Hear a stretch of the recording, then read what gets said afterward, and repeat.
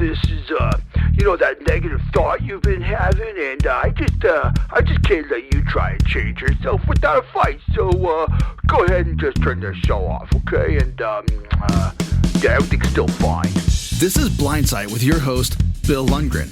We aren't holding back truth. We're here to help you heal and become the best you possible. Here's the chair. Here's the pillow. Here's Bill. Hello, America. Welcome to Blindsight, produced by the Audio Information Network of Colorado. I'm your host, Bill Lundgren, and I'm pleased to have you join us in this podcast. And I'm especially pleased to welcome Beth Gustin, who's going to be our guest today to talk about grief and loss. This is something that we tend to have some hesitancy to talk about, we being, the general public, because it's such can be a heavy topic. But I think you'll enjoy and learn from our exchange today. Certainly hope so. Welcome, Beth, to joining us. Thank you. I'm glad to be here. And Beth is the principal in a counseling service called Transition Through. Sorry, I'm missing. It's actually transitioning through change. Through change, yes. I'm sorry, change. I guess I don't want to change, so I kind of block out on that word. Okay. What I'd like to start off with, if we could, is to tell the audience a little bit what made you get into this specialty? What drew you to this? It's interesting. I've always had a long history, starting with pet loss and grandparent loss and other relatives, deaths just due to natural illnesses in most cases. And then in high school, a number of people I knew died by suicide and other sudden deaths.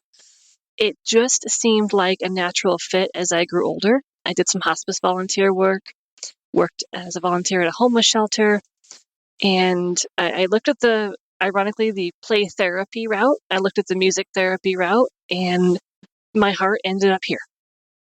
And I've always felt like grief and loss is where I belong. The more I look at my history and the more I experience my professional trainings and just what I'm drawn to, this is where I am. And I specialize in pet loss grief counseling, of all things, human death also, but pet loss death, because I feel like it is something that hasn't been talked about as much over the years, and there's a huge need for it. And it just, again, seemed like a natural fit given my personal and professional experiences. It sounds like you really had a lot of on-the-job training through the years, even though you didn't know that's where you were heading. Right.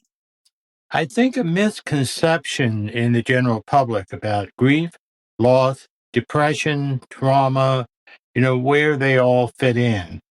And I guess really an extension of that is when do we go to a therapist? How do you address that? If any of those is interfering with your daily life and the things you're trying to accomplish, go see a therapist. That's my short answer. Because I think it's important that we have someone we can talk to about the challenges we're experiencing with grief and depression, or traumatic grief, or trauma, all the above. And I think it's important that we feel comfortable knowing you're not alone in these experiences. And many of us have a difficult time getting out of bed and going back to work, or just accomplishing daily tasks that we used to be able to do. You brought up depression and grief. And in my mind, typically, if the depression was there before the grief will exacerbate the depression, but the grief doesn't cause the depression, if that difference makes sense. I think prolonged grief can cause symptoms of depression. But in my experience, if someone has depression, it was there before the grief and loss. And that's probably a lot of the difficulty in grief comes from if they're already trained, so to speak, in depression. Sure, and I think trauma histories also play a role in that. Well, this is what is happening with a lot of corporations when they have some event in which, let's say, a coworker dies or whatever, they call in a grief counselor immediately. Do you think that's too soon? For some people, yes. Mm-hmm. I believe that depending on how grief was or was not modeled for us growing up, was it talked about? Was it swept under the rug? Depending on how we as individuals grieve. Some of us are not going to be as emotive about it. We're going to throw ourselves into work. Some of us are going to find that we move on with life, and then grief decides it's going to pay us a visit 3, 6, 9 months down the road, because we now have space in our brains to actually acknowledge it and cope with it.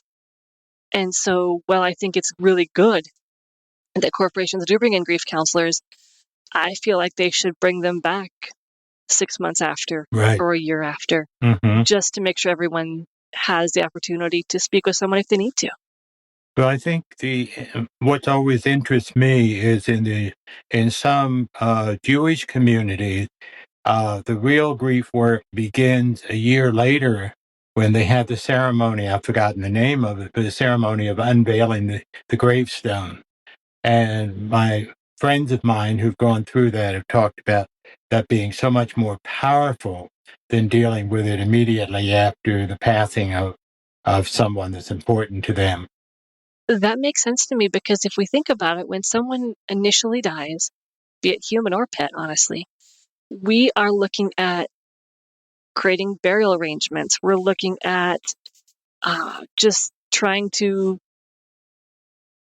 function, if you will, and move forward and complete day-to-day tasks. We don't often focus on the grief process initially, because there's too many other things we have to do. We also get the message, get over it, move on. We do.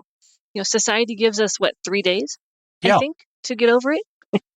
And that doesn't work. Anyone who has experienced any kind of significant loss knows that's a weird formula. And I understand we need to earn a living and we need to contribute to society. And there's no way the human brain can understand what has happened in a 3-day time period. We're still reeling in most cases from what happened, even if it was an expected death. There's a lot of loose ends and things that have to be wrapped up before we can think about ourselves and how we're experiencing a death. Well, I look back, probably one of the reasons I'm a therapist is because I came from the traditional dysfunctional family. And one of the things that my mother got a message that she was not to cry in front of children. My father died suddenly when I was 8. I was the youngest of the kids. And so she wouldn't cry. And what she would do is go to, if she felt she really had to cry, she would go to a best friend's house. But she somehow got the idea that it would upset us to see her cry. And so that was the message we got in the family. And plus, being the only male in the family, I wasn't supposed to cry, just having that overlay of toxic masculinity, which is put on us. And I was 8 at the time. So, I didn't get that. And it wasn't until 35 years later when I was doing a therapy training that, I was kind of forced to address the loss of my father. And I addressed it with anger, which surprised the hell out of me because he didn't make the choice to die. But boy, that 8-year-old kid was PO'd, and I never got a chance to talk about it until 35 years later. So that I know is destructive. Yes, and I think a lot of people will relate to that story you just shared, because many families do not talk about grief and do not show emotion, because there is a belief that showing emotion in front of children is not good. I am glad to see that is shifting more now, and that it is more encouraged, I think, to show emotion in front of kids and role model healthy expressions of emotion. But generationally speaking, that was very common, what you experienced. Right. And of course, there is, I think, in some places there's a gender difference where women are allowed to be depressed, to cry, and so forth in grief, but men are not given the permission. I think that too is, I hope that is changing. But it's, with men, that kind of reaction may be anger instead of the grief, what we associate as grief. Yes, and I also think anger is actually one of the more common emotions that I've seen in my work with clients in grief, and that especially more males, because that is one way they're able to express it. And I do hope it is changing, that men can be more comfortable showing emotions, but that varies by culture, that varies by generation, that varies. There's a lot of factors that come into play there, and I think it will take a good length of time before men as a whole can feel more comfortable showing emotion. When do you find people contact you and say, I need help? Many of them have been contacting me like a day or two after a death. And I always kind of validate that I'm really happy they reached out, and I'm happy to work with them. And I also acknowledge, within the first 1 to 3, 4 months after a death, you need to focus on eating and sleeping and getting some kind of exercise and just taking care of your basic needs, because your brain's basically in what I call intensive care. And it's going to take some time for your brain to comprehend what the heck just happened. And so I will still work with them, but I will often explain kind of the trajectory of the grief process in broad terms and give them kind of a roadmap of where they're at and where they're going. And I check in with them every, couple, 3 sessions of like, are we still meeting your goals? Is this benefiting you? Because people in those first initial weeks and months after a death, they have pretty severe grief brain in most cases, and that's normal. Mm-hmm. They're going to put their keys in the refrigerator. They're going to burn breakfast. They're going to be late for things. They're going to want to sleep all the time or not sleep at all. And those are just normal grief responses. And so it's a lot of normalizing and validating if they call me that early on. But do you think the same process also occurs in terms of pet loss? I do. I believe that pet loss is a lot more challenging to cope with in many cases, because our pets see us at our best and our worst. And many people will share things with their pets they cannot share with anyone else, and that pet is there unconditionally. And so to lose that support, whether it's a designated emotional support animal or a pet or a service dog, to lose that type of support, many people don't understand it. And Right. so I think that grief process can actually be more intense and more acute for many people. Mm-hmm. Yeah, during the pandemic, I went through a year without my service dog, and that was probably the worst, period, because I couldn't get another one because of COVID, and trying to maneuver. And, some people will say, oh, get over it, just a pet, No, he wasn't. And it's real strange. But when we were talking, you talked about pet loss and you talked about people loss. But I think it's important also for people, myself, uh, believe that we have to deal with if we become disabled, lose a function like our eyesight. Absolutely. It's very similar, is it not? It is. Absolutely. It is. I've been blind since birth, but I had light perception and have lost that. And I know that many do not consider light perception to be sight, but that was also a very difficult experience for me because of the fact that I understandably utilize that vision.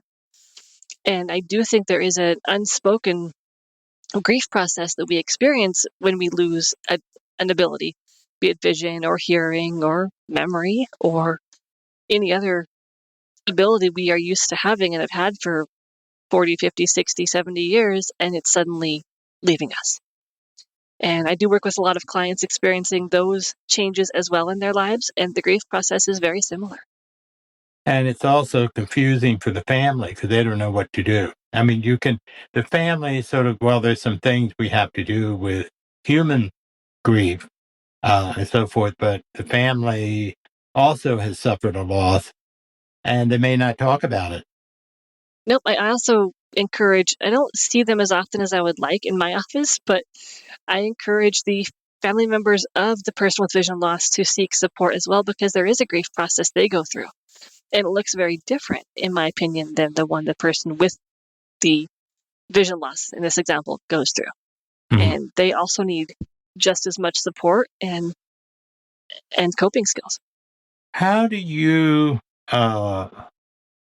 work with somebody who's dealing with grief and loss? What you just explained, you find out where they are and so forth, but what kinds of things could someone who's coming to you expect?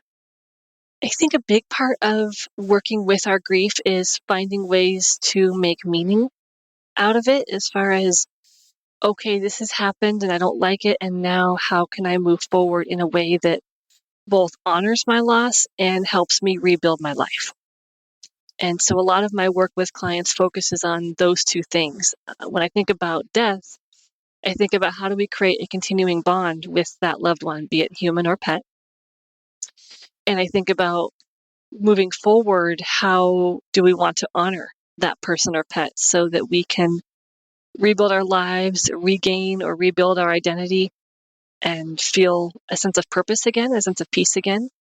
I think when it comes to grief and loss with vision loss, it's about acceptance and accepting the fact that, okay, I cannot do things the way that I used to, but it doesn't mean that I can't do most of the things I enjoy doing.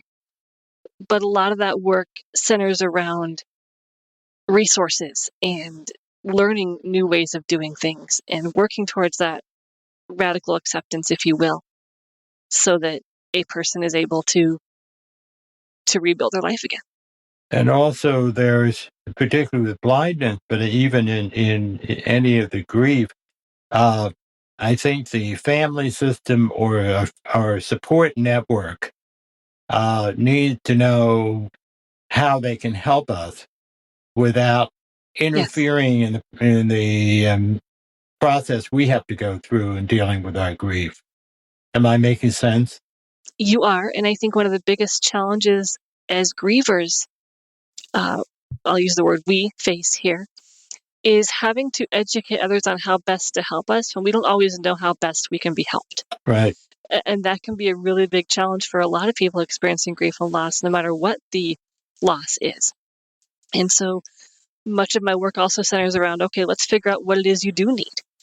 And many grievers don't know what they need. And so something I Right. tell a lot of people who want to support a griever is, again, if it's a death, can you bring them food? Can you run errands for them?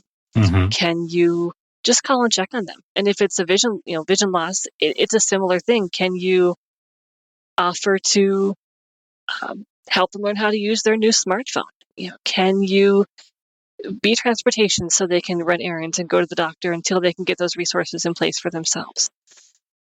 Can you help them to make phone calls until they can learn how to use their phone again so they can make their own phone calls? Things like that. And I don't think people who want to support grievers know where to start. And so it is just offer something and know that the person who is grieving is going to appreciate that very much until they can get their feet under them and figure out what they do need. It's okay to offer and to just show up with food. Just call and check every day and say, hey, how you doing? If you can be a set of listening ears, be that set of listening ears. Anything will help. Well, I think you had a key point in that we caught up in it, don't know what we need, and we somehow feel less than because we have to ask for help. And I know a friend of mine confronted me when I was trying to pass and pretend I wasn't blind by saying, how I feel helping someone, how dare I keep him from having those same feelings by helping me, which was very powerful for me to think about it. I think for anyone I talk to about it, it's okay to ask for help. It's not making you less than, but you also need to define the help that you need and not have somebody take away your autonomy. I agree with you. And I think something else that those of us who need to ask for help often forget is it feels good to help others. Yeah. And so not only do we need the help, but if we can allow someone to help us, they're going to feel good as well. Mm-hmm. And Mm-hmm. so sometimes, even if we don't really quote unquote want the help, but we need it, or don't know what we need, we find allowing someone to help us makes us both feel better in the end. Yeah. Yeah. It's kind of like if you're used to socially isolating when you have all your faculties, or you have a partner and just you and the partner, it's kind of, you can kind of block out everybody else until that person is gone, or that physical part of you is The gone. faculty is gone. And Yeah. it's actually in a way, it's a help, because it forces us to, to be social, to be the kind of human being we're supposed to be. That is, to have social interaction. Yeah. It is, and you hit on a very key point that I also work on with my clients. And I don't typically bring this up right away because my clients would run out my door and never come back. But it's really important to look at the gifts of grief. And yes, there are gifts to our losses that we experience. And you just named a very big one. I think when we are forced to become more independent due to losing one of our faculties, for example, or forced to reach out for help and increase our support system and our social network, it benefits us. And if Hmm. we had not experienced that loss, we wouldn't have done that. And that's a gift that grief can give us. Yeah, that's an important point. I think that everybody is so uncomfortable with this whole thing about grieving because, you know, put it one way, it makes your mascara run, and you don't want to look anything less than your normal together person. And it's real hard to be normal together person when you're dealing with something going wrong, either physically or in terms of your relationship. And we really are so invested in this idea of being together people. I'm not even sure what normal means anymore or what together means anymore. And you're right. We have this belief that we cannot let other people see us be less than this quote unquote perfect person, whatever that is. Hmm. And that's why I love grief work, because it is messy. It is ugly. It is beautiful too. And for me personally, I love walking with someone on their grief journey and watching them go from this beautiful mess, as I'm going to call it, to whole and feeling strong again and finding their purpose and finding a sense of peace. I also want to acknowledge in that our grief doesn't go away, but it gets duller. It's not so sharp. It's not so painful. And we don't want it to go away because that would take away from how much we loved our loved one who has died, or it would mean that we don't appreciate who we used to be when we had sight. So the grief doesn't go away, but it definitely transforms and changes and transitions into this new person, I think, that is stronger. And for me personally, watching someone go from I don't want to fall apart because I'm not allowed to letting themselves fall apart and experience that grief, that raw emotion, and then to regaining, reclaiming, rebuilding, however you want to phrase that, their life. It's a beautiful process to witness. So if someone were coming to you, should they expect to be in therapy forever? Are they supposed to get better in 3 weeks or 6 weeks, or what can people expect, or how do you address this with your client? I hate to say it depends, but it depends. Yeah. Because it depends. So I will say no one is in therapy for life unless they want to be. And I will circle back to that. Hmm. I believe that overall therapy is what we call episodic, meaning I am going to be here with you until you feel like you are able to walk on your own again, so to speak, until you feel strong enough you don't need me. And then you're welcome to come back and see me whenever you want. If you want to tune up, as I call it, come back every month or 6, 8 weeks or 3 months. That's fine. I have some clients who just want like a monthly check-in just to make sure they're doing okay. And Mm-hmm. that's therapy to me.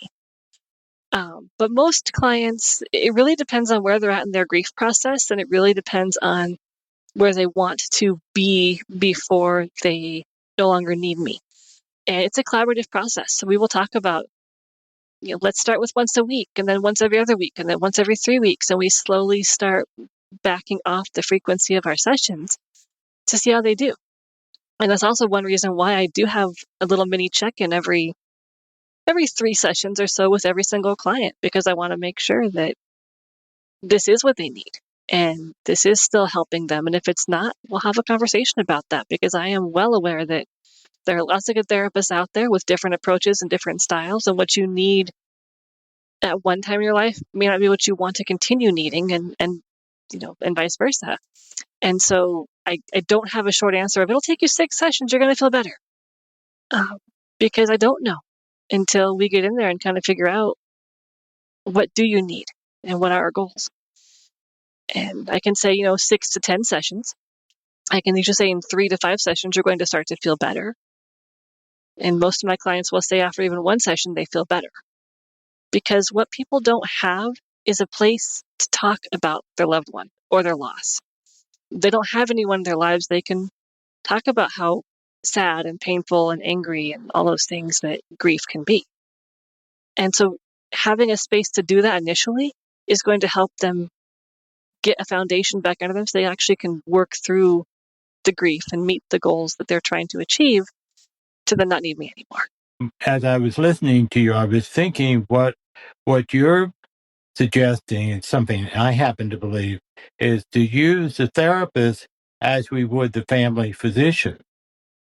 If the situation with the let's say you come to a doctor for a problem and it's solved shortly, or you have some checkups and if there's something else that comes up that seems appropriate, you go back to your doctor rather than either or. We're in therapy or we're not in therapy. Does that make sense? Right. You come as you need it. It does. I mean, you come as you need it. And I'll have clients who come in to work on pet loss, but then we end up working on family relationships, because guess what? It's all grief. And one loss brings up other losses. And so I do my best to meet the client where they're at. And like I said, to make sure that we're addressing the things they want to come in to work on. But therapy can change as we go through it, because different things come up and different needs arise. And some clients want to explore how it's all tied together and some clients don't. And that's okay. And sometimes, from my experience, if I suffer, I lost my sister last year. And wouldn't you know it, within the first week after she died, I had 3 people come in who wanted to do grief work. And I sort of looked up at the sky and said, "What are you trying to tell me?"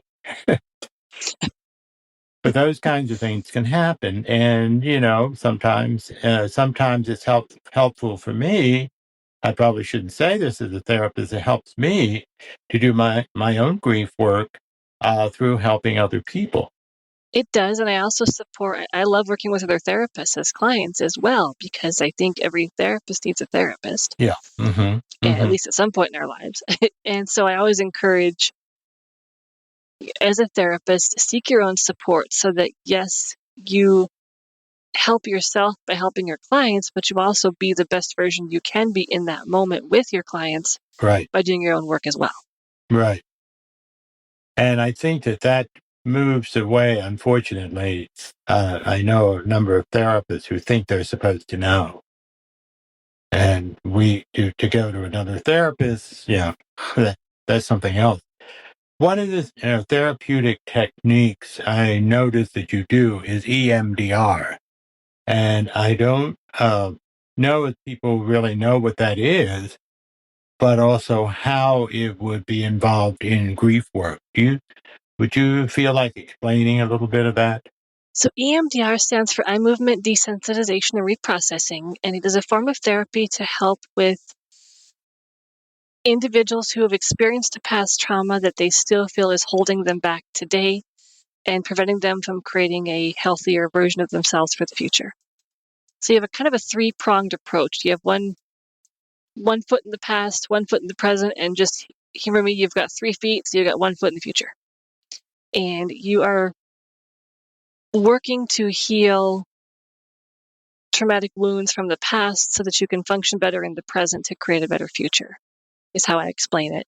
Mm-hmm. And EMDR, it really depends on the way a person's grief is showing up for them and what is keeping them stuck in their grief process, because I don't want to use EMDR to mask or speed up the grief process, because grief is a natural, normal part of life and needs to be experienced fully, in my opinion.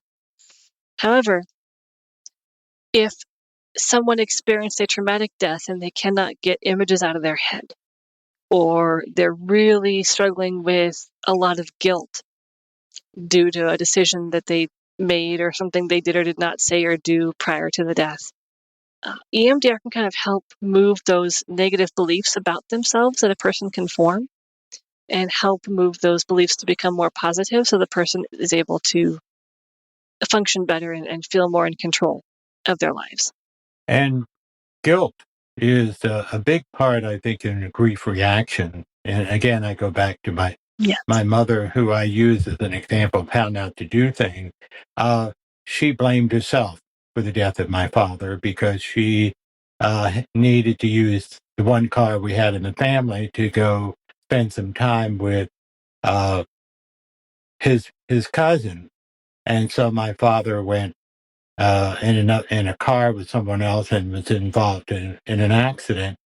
So she, all her life, went through that guilt.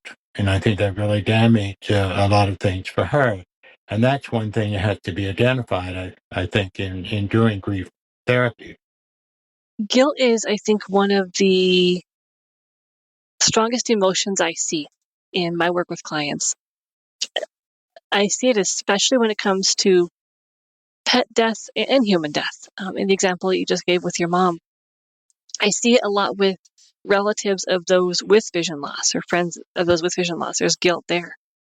And I think finding ways to work with guilt that's constructive. I use a lot of cognitive behavioral therapy when I'm looking at guilt with clients as well, because if we're able to take a good look at ourselves and where the guilt comes from, we typically find it's unfounded and doesn't have any basis. And so helping clients figure out ways to work with that as well as forgive themselves is a lot of work, I think, that I do that helps with guilt. And also teaching people how to take care of themselves. I heard you mention exercise and so forth right from the beginning. Can you talk a little bit more about that? It's a lot more to it. And I tell all my clients that you are going to get out of this what you put into it. And so, there's this conception, I think, or misconception, could be either one, that therapy is hard. Therapy can be hard, but I've also helped clients realize it's okay to laugh in therapy. It's okay to look forward to seeing your therapist. It's okay to feel good after you leave your therapist. Because yes, you have to put in the work. Yes, you have to want to change. But how you choose to do that and how you choose to work with your therapist is crucial. And I do believe in giving clients homework because I want them to increase their self-care. And so much of the homework I give is try journaling. Go for a walk for 15 minutes a day. Go sit in the sunshine. It's November here, but it is 70 degrees today. Go sit in the sunshine, even for 5 minutes. Listen to music. Do these things that make you feel good so that you can increase your self-care and help yourself heal. It's not just about showering and brushing our teeth and getting dressed in the morning. It's way deeper than that. So what I'm hearing you talk about is really not just in terms of focus on the grief itself, but on the whole person. And also taking people through the various stages of the grief and loss, and know that none of them are bad, none of them are detrimental unless we get stuck. And understanding, Kubler-Ross stated those 5 stages, and David Kessler has added the finding meaning in life, which I think should be in all 5 stages. but to help people move through at their pace. Is that what I'm hearing? Yes, and I love the work of Kubler-Ross and Kessler, and I think there's also a lot more to it than just the 5 stages personally. Mm-hmm. I think there's more things we go through, and I think there should be additional stages, and I think we need to do more work on helping people realize they're not sequential. You may skip some, you might revisit some, you might not experience any of them, depending on how you grieve. The dual process model is one way I like to explain grief to clients along with the stages theory.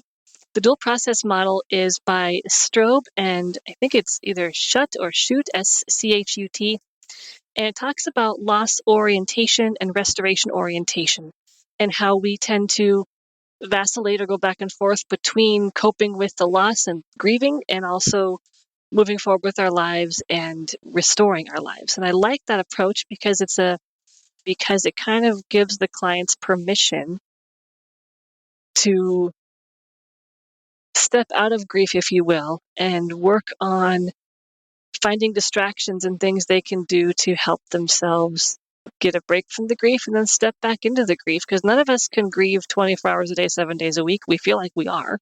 Yeah. Mm-hmm. But we can't. And we can't ignore the grief 24 hours a day, 7 days a week either. And so I think there's a lot of different grief theories and grief models out there, and I think they all have their place and they're all really good. And so finding a conceptualization of grief that fits for the client is also something I try to do. Yeah. Well, what I hear you doing is giving permission for the client to be wherever he or she is, rather than saying, oh, you got to do it this way, or, this is the way, everybody's supposed to do it. And we're not like that. We're not. I think as humans, we are very fluid. And again, I do like the Kessler and Kubler-Ross work that has been done, because it does help clients kind of have a roadmap, which I think we all look for. But I also think that it's more than that. And my clients probably get sick of this, but I'm always like, it's normal. That's normal. That's okay. That's normal. Because I think most clients don't realize that every single thing they experience in their grief process is normal. So, Kubler-Ross can be a roadmap, but we have to be willing to take necessary detours.